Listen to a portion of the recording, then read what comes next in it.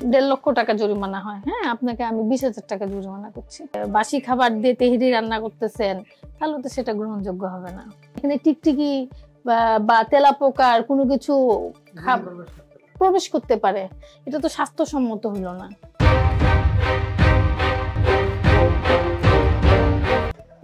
আমরা একটু মনিটরিং করব। হ্যাঁ, আপনার কিচেনটা কোথায়? এগুলো কি আমির? মানে রান্না করা সবজি প্লাস্টিকে রাখছেন কেন? হাফ বয়েল করা? আপনার কি রান্না করা খাবার এগুলো? আচ্ছা, এটা খুললেন দেখি। এটা তো হাফ বয়েলের কথা আসে না, এটা তো পুরো রান্না করা। হালিরা মাংস, এটা আমাদের কালকে পাকানো, যে বেশি দিন হয় না আমাদের খাবার ম্যাডাম, আমাদের খাবার যে পাকায় হাইস্ট কিলো 2 দিন থাকে। ওটা দেখি না, কিন্তু রান্না করা মাংস ফ্রিজে রাখছেন যে, বুঝলাম না। আপনাদের তো টাটকা খাওয়াবেন, তাই না? গরু মাংস না ম্যাডাম, পাকাই দেওয়া সম্ভব না। একটা মাংস গেস্ট অর্ডার করলে না, মানে অর্ডার করলে এটা গ্রেভি। এটা কিসের বলে? আমাদের তেহারি মাংস। কিন্তু আপনার এরকম বাসি থাকতেছে কেন, বুঝলাম না। আপনার বাসি তো, কারণ আপনার এখানে যে পরিবেশ, হ্যাঁ 3 স্টার বলেন, সে অনুযায়ী আপনার যদি বাসি প্রোডাক্ট থাকে, সেটা তো গ্রহণযোগ্য। এটা আপনার কতদিন ধরে আছে? আপনি কি এটা মেয়াদ রাখছেন? ভালো ভালো রেস্টুরেন্ট গুলো মেয়াদ দিয়ে দেয়। এটা যদি আপনার 1 মাস আগের কিনা, সেটা কিভাবে বুঝবো?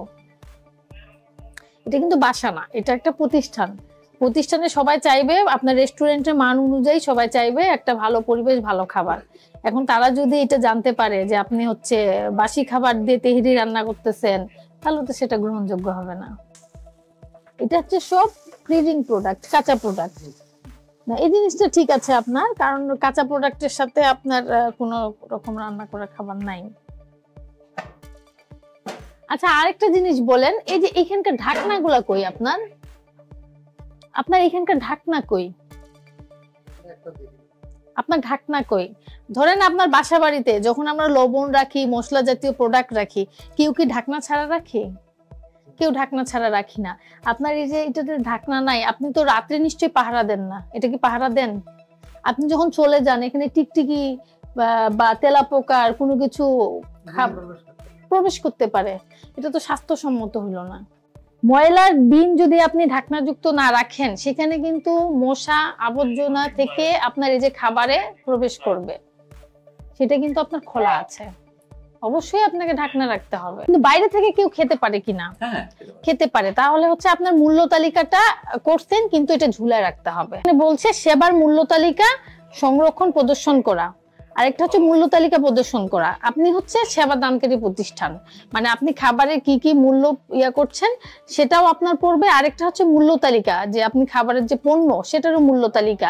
সহজে দৃশ্যমান স্থানে পণ্যের মূল্য তালিকা লটকায় প্রদর্শন না করা, এটা কিন্তু আইনে আছে, বুঝতে পারছেন? যদি না করেন 1 বছর কারাদণ্ড, 50,000 টাকা জরিমানার বিধান আছে। আপনি যে খোলা অবস্থায় যে প্রোডাক্ট গুলো রেখে দিয়েছেন, হ্যাঁ, যে পণ্যগুলো, সেগুলো তো খাবারে দিবেন, যেমন হলুদ, লবণ, মশলা, এগুলো কিন্তু সবগুলোই খোলা। সেটা গাফিলতি হোক, যেটাই হোক, সেটা আমরা এখানে পেয়েছি। হ্যাঁ, পেয়েছি। 2 বছর কারাদণ্ড, 1 লক্ষ টাকা জরিমানার বিধান আছে। আপনার কিন্তু জরিমানার আমি যদি ধরি, সেক্ষেত্রে কিন্তু আপনার 1.5 লক্ষ টাকা জরিমানা হয়। হ্যাঁ, আপনাকে আমি 20,000 টাকা জরিমানা করছি।